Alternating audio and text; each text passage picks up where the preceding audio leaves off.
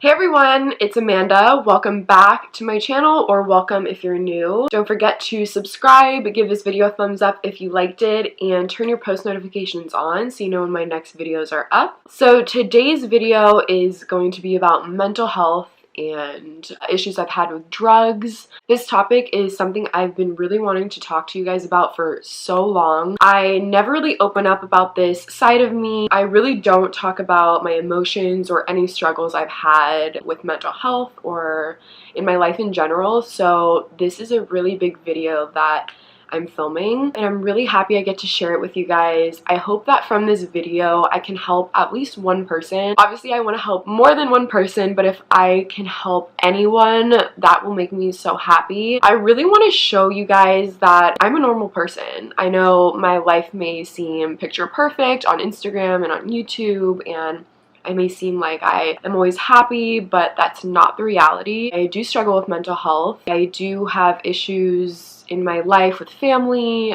I've struggled with drug problems in the past. I've gone through some stuff, and I just want you guys to know that it is okay to struggle. It is okay to have mental health issues, and I want you guys to be able to relate to me and to know that I go through the same things that a lot of people go through. Let's just get right into the video. I will be kind of going through this video like chronologically so it's easier to follow. Ever since I was younger, I've always been very shy, I would say angry. I was a really angry child. I wasn't one of the toddlers to go up and like hug the other kids or be like super friendly. I've always had this kind of guard up, and I didn't express myself very well. So by the age of around 9 years old, my mom put me in therapy just to kind of break me out of my shell, get me to express my feelings more comfortably. And that's definitely something I still struggle with now, is expressing how I feel. I tend to bottle things in, which is not the best thing to do, but I'm not perfect and I'm really trying to work on that. I saw that therapist for about, I would say, like a year, and then I didn't see anyone for a few years, and I saw another different therapist when I was about 13 years old, so about a few years had passed, just to talk about issues I was having at home, my feelings, just to be able to talk to someone because I had such an issue with that. So by the age of 14 is when my mental health and things at home started getting really bad, I would say. I had just entered high school. You guys know that there's a lot of changes that go into transitioning from middle school to high school. A lot of peer pressure, a lot of older kids. When I was 14, I did start smoking weed, and in my household, that was a huge no. My mom is not for drugs.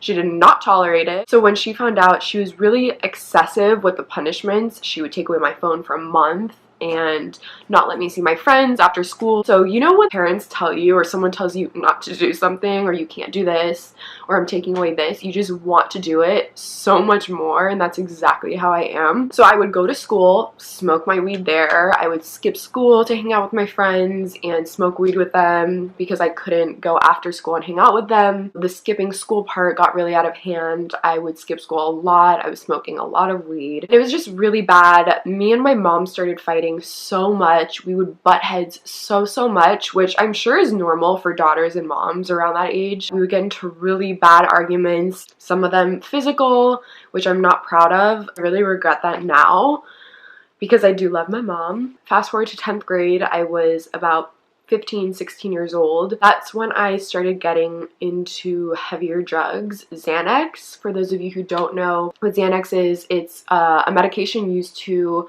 calm anxiety in a lot of people, and I was just using it recreationally. My friends were taking them, and I was taking them as well. I would skip school and take them. I would take them in the morning before class, and I would take like 2 bars. That's what people called them in school. If you take enough of it, you don't remember a lot. So I honestly, I regret this so much, but I remember waking up in the same seat in school. Like the entire day had gone by, and I remember one day I literally woke up in the same exact seat. Everyone told me that they couldn't wake me up. They were shaking me. So I missed all my classes, and I stayed in that exact seat, in that exact class. Looking back on that now, that's so embarrassing, and I am so sorry to anyone who saw me like that in that state. I'm sorry to my mom. When I started taking Xanax, my friends who I actually saw, I would say a couple months ago, they were like, do you remember that time in high school when me and so-and-so had to carry you to all your classes? And I was like, what? No, I don't remember that. And she was like, yeah, your arm was on one of us and then your other arm was on me and we were dragging you. Like my feet were dragging on the floor. They were dragging me from class to class. That's how much I was taking. That's how out of it I was during school. That's just to show you how bad me taking Xanax at school was becoming. My mom first noticed, I actually called her before this video because sadly I don't really remember much of this whole thing. She told me that the first time she noticed and found out that I was using Xanax was when she would always pick me up and drop me off at school every single day. I didn't have my driver's license or a car, and she noticed me walking from school to the car and that I was stumbling, I was out of it, I looked just not there, and that I had fell by the car and she had to pick me up. And she noticed I had holes all in my leggings from falling. The entire day I was falling. I kept falling. Who knows what I was doing, and I had holes in my leggings that weren't there when she dropped me off. So she freaked out, she rushed home, she called the ambulance because she had no clue what I was on, and the fire rescue people apparently said that I told them that I had taken Xanax. So that's immediately when she found out. That's when it really started going downhill from there. I started getting really depressed. When you take Xanax, especially recreationally, I would just have this feeling inside the next day when I woke up and I wasn't on it. I was just so depressed and I had this heavy feeling in my heart that I'm sure a lot of people who suffer with depression can relate to, that like heavy feeling. So I would take more Xanax to kind of mask that. So my mom researched this outpatient drug program. I would have weekly group meetings in their office with other kids who were struggling. Obviously I hated it. I thought it was the worst thing ever. Also, they would come to my house and give me weekly drug tests. I had a case manager, so they would monitor my case and all my drug tests. I was still skipping school, I was still using, and it was just not good. It was really bad, actually. Thinking about it now, I don't even know how my mom dealt with that. When they would do the weekly drug tests, I would literally fake some of the drug tests. Not all of them in the beginning, but towards the end I kind of figured out how to fake the drug test. So I finally finished with that program. And that summer after 10th grade is when I started doing really bad. I would hang out with the worst people who were doing other drugs other than Xanax. I would leave my house for days at a time, not tell my mom where I was going. She would never know where I was.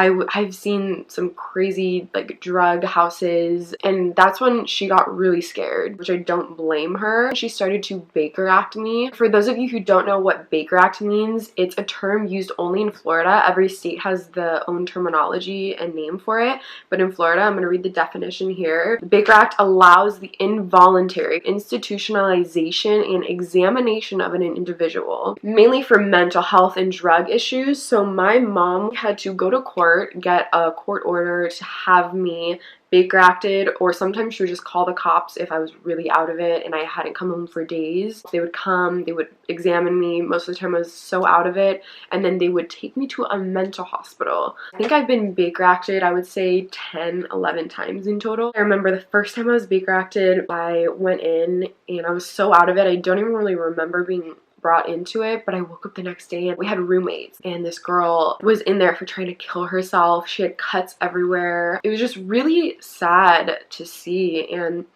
I was just like, what am I doing here? Like, what am I doing with my life, you know? I've seen some really sad things. I even saw a 6-year-old saying that she wanted to kill herself.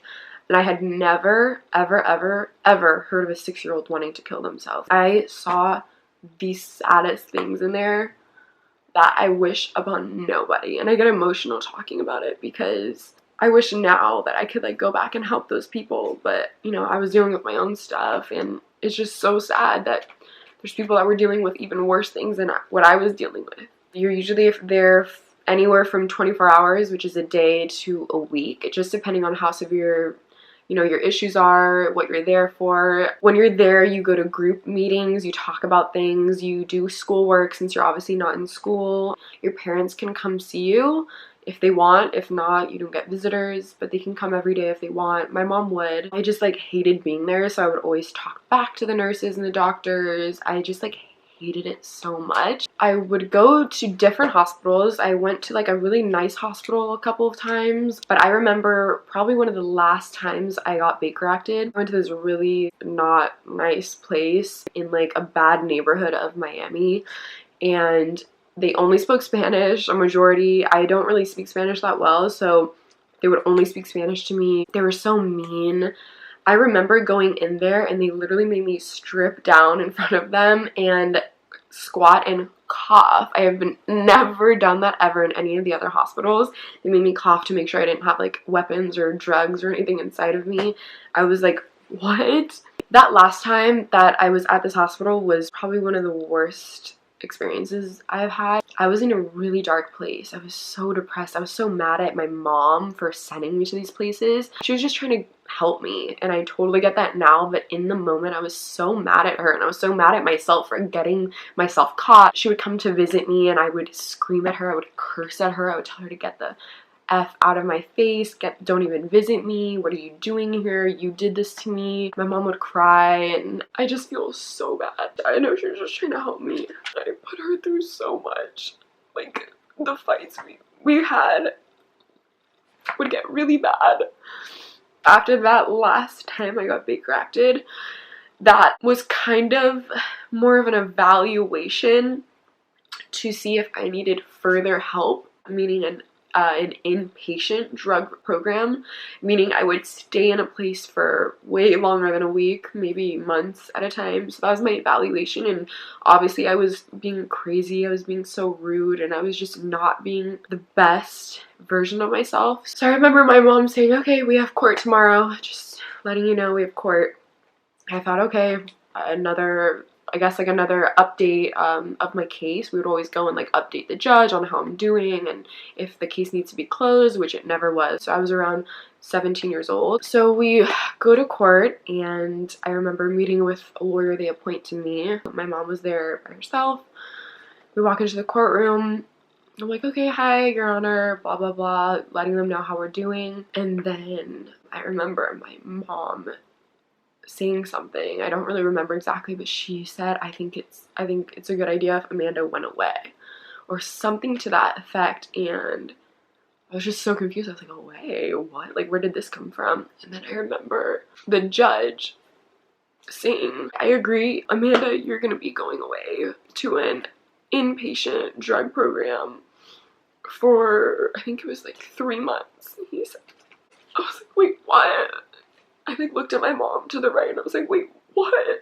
And I looked at the judge who was next to me, and I was like, what? Like, I wasn't expecting this. The lawyer wasn't expecting this. And I was like, wait, no. I was like, please. I literally remember begging the judge to please not send me away.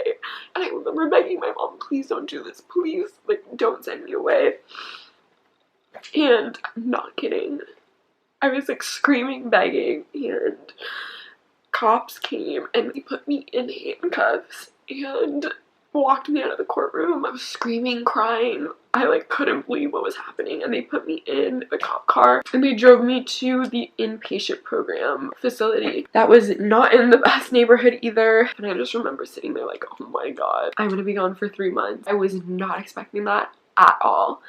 And that's how I knew I kind of hit rock bottom. I actually got to go home, I think it was for like a couple days, because they didn't have a bed available in the girls' part of it. One of the girls was leaving, so I had to wait for a bed to become available for me. So during that time, I honestly don't even remember it. I was telling my friends where I was going. I actually had a boyfriend at the time, and I told him, and he was so sad, and I was contemplating running away so I didn't have to go, but then I was like, by the time I come back, it's just gonna be so much worse. I might as well just deal with it now. The day that it was time for me to go, I packed a bag. I got to bring like clothes and like my toothbrush and all that. I was like texting nonstop on the car right there, not talking to my mom at all. Just like telling my boyfriend, like, okay, I'm here, love you.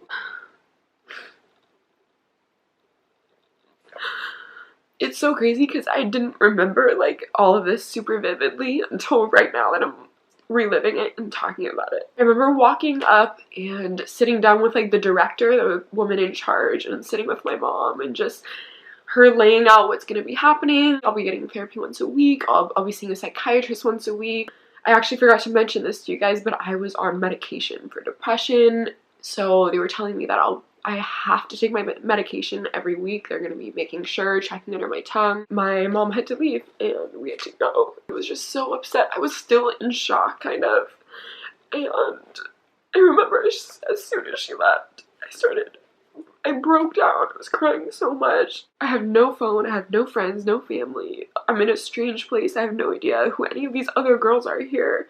I'm gonna be gone for months. I'm not gonna get into like every day what we did there, but basically I introduced myself to the girls. I was actually the oldest girl there. The youngest girl was like 13 or 14, and then I was 17. Let me tell you, that was not a good place. We had different women taking care of us. Our parents were allowed to bring us snacks. They would eat all of our snacks and then say that we were lying about eating our snacks. And I know that sounds silly, but we were kids, you know, like we would get happy when our moms or our dads would bring us our favorite snacks, and they were just so mean to us. And they would like just talk to us like we were nothing and make us feel so little. We were always doing something wrong. We would be in this little room where we had a little TV and we would watch it every day, and we would make puzzles. We made this like huge one time and we were all so proud of it. And I remember waking up the next morning and it was everywhere, the whole puzzle. One of the women had stepped on it and kicked it all over the place, and it was just like, wow, they really didn't care about us. I felt like therapy that was supposed to be once a week, I think I saw my therapist and my psychiatrist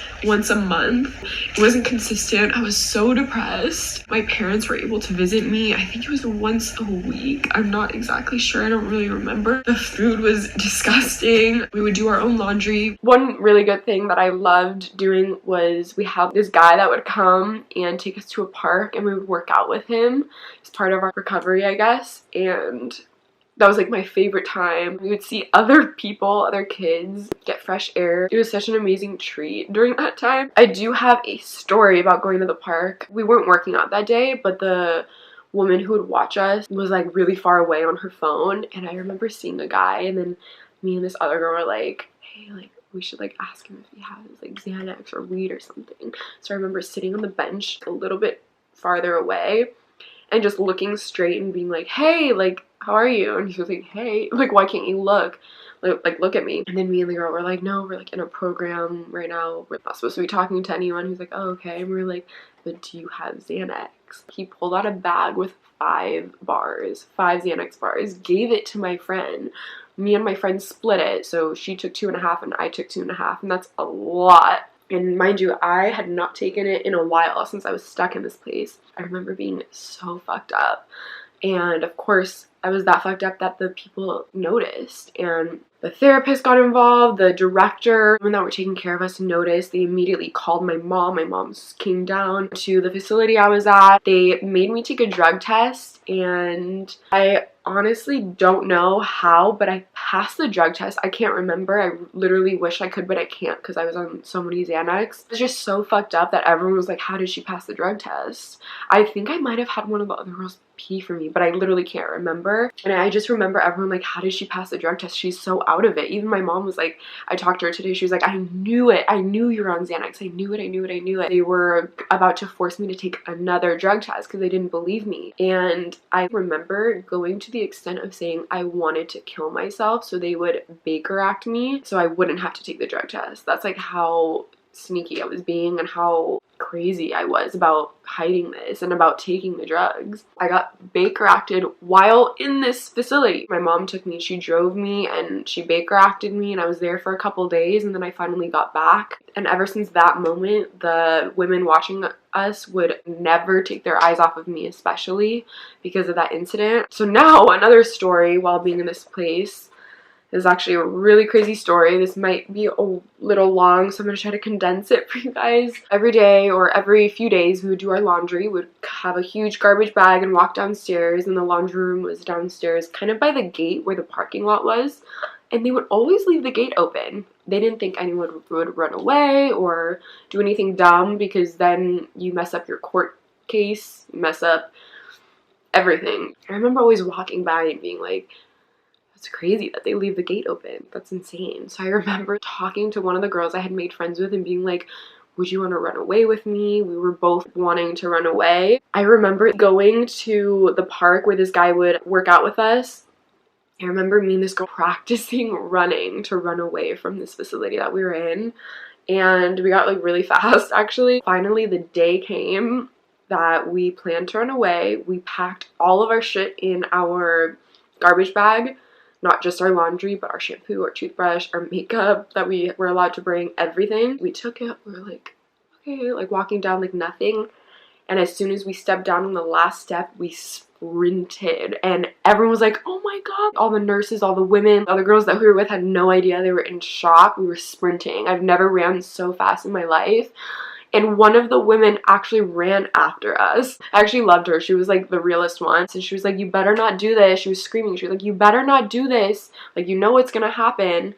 And we just kept running and running. And then finally, I remember she got kind of close to us. So we took a turn while we're holding our garbage bags. We were in this like community of houses. So we hid behind a car. We were like getting scratched by the branches. And then that's when we took our clothes off that we ran away with. And we put new clothes on. Because I knew that the woman watching us would tell the cops when they came and asked what we were wearing. She would tell us we were wearing this, this, and this. We put our hair up. We tried to look as different as we could. We were behind that car hiding, I would say, for 2 hours as we heard cops circling and circling and circling. They were just waiting for us to come up somewhere. Finally, we stopped hearing cop cars. We got out and we were walking really fast to this Target that we would always pass by, this shopping center with a Target. I remember just walking really fast, and then we went into Target and we kind of laid low there for a little. Then we went to another store, we laid low, and I'm not kidding you, I think we were in Ross with our garbage bags. We went up to this guy and we were like, hey, like, could you give us a ride to this park, if you don't mind? A random guy, a random older guy, which that's so stupid of us. I don't know why we did that. Anything could have happened. But the guy was like, okay, yeah, when we just finish. So he walks us to his car. She sits in the front seat. I sit on her lap in the front seat, and he drives us to this park that was like 10 minutes away. It's the park that we would always work out at, and that's the only park we knew. That's the only place we really knew to go to. And I remember these two guys that we knew would always be there. So we were praying that they were going to be there and they could like give us a place to stay. We're at the park. We're waiting. Don't really know what to do. We're kind of scared because we don't know if they're going to come looking at the park for us.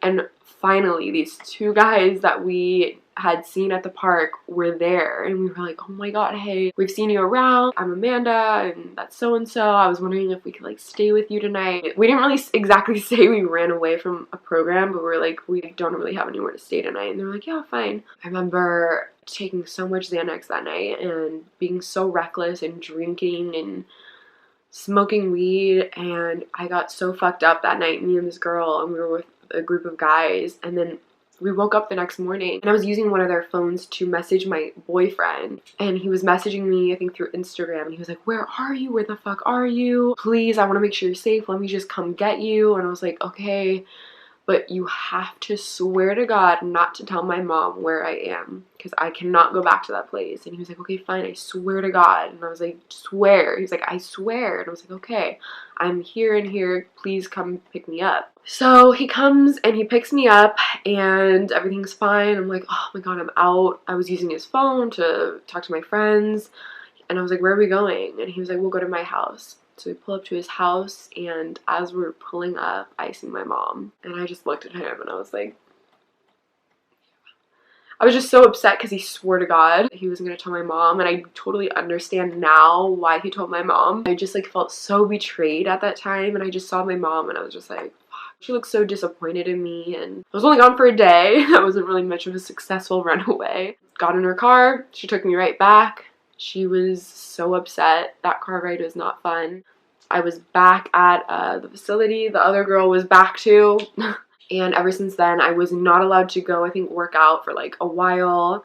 I wasn't allowed to do so many things. Just that little bit of freedom I had was stripped away. So I was so depressed. I was going crazy in this facility. I miss my parents. I miss my friends. I miss school. I was like going into senior year of high school while all this is happening. I'm supposed to be enjoying prom, my senior activities, you know. Never been to prom. I never went on a senior trip, and that's so sad to me because I always hear my friends talking about their senior years and how it was the best time of their lives. I wish I would have done things differently, I really do. While I was in there, I was taking online classes to get all my credits to graduate high school. I was doing really good in school, taking my medication. My birthday's March 2nd, and I remember a couple days before my birthday, I asked the lady in charge, I was like, so if this is a place for minors, I turn 18 in a couple days, what do I do?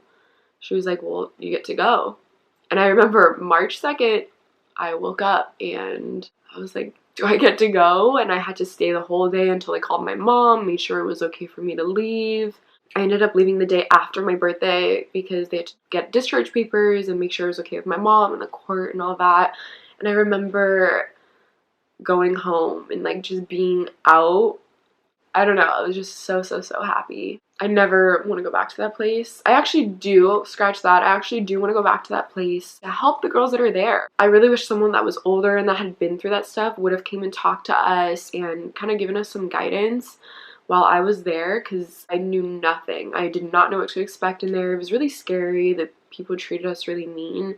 So I would love to actually be a mentor to girls that are in there right now. I definitely want to reach out and try to get involved with mental health in younger girls, younger boys, especially with the platform that I have. I think I could make a difference. I was out of this facility. I think I went to court and they were gonna keep my case open just for a little, just to see how I do once I'm outside of the program. I remember I broke up with my boyfriend and I started hanging out with the wrong crowd again. I started taking Xanax. I started running away. My mom didn't know where I was. And I'm 18 at this time, so I'm an adult. I should be getting my shit together, you know? I remember this is the last and final time I got Baker acted. My mom Baker acted me. I was 18, so I had to go to not the nice hospital. I had to go to an adult hospital for mental health patients.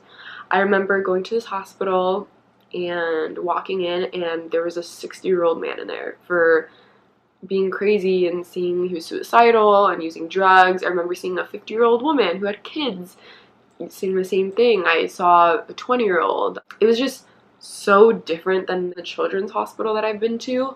It was really eye-opening. It was really scary, actually, being a young girl, being in there, you know? My mom would come visit me and I just wanted to get out so bad. And so I remember the day I did, I got out. I was like, okay, I'm gonna be good. I can't do this again. I'm 18. I don't want to go back there. I want my freedom, you know? I think a couple weeks after I got out, I was hanging out with good friends for the most part. I was doing my school like I was supposed to. I got a job actually at, I think it was Fuddruckers. It was my first job. It's like a burger joint.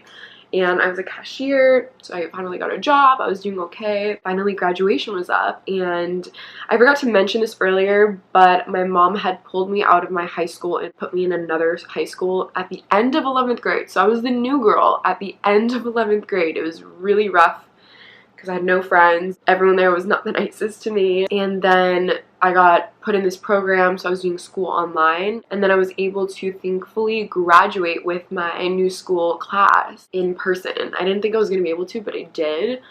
And when I showed up, everyone was like, what? What are you doing here? No one expected me, of all people, to graduate, and they were just confused where I went because I was in that program for like a while and I didn't have contact with anyone. I got another job. I worked at Smoothie King. I actually worked there for a really long time. I worked at multiple locations and I was doing really well. And then the next year, at around in March of 2018, I moved out of my mom's house. I had to. Me and my mom just aren't good together when we're together for long periods of times. I love her.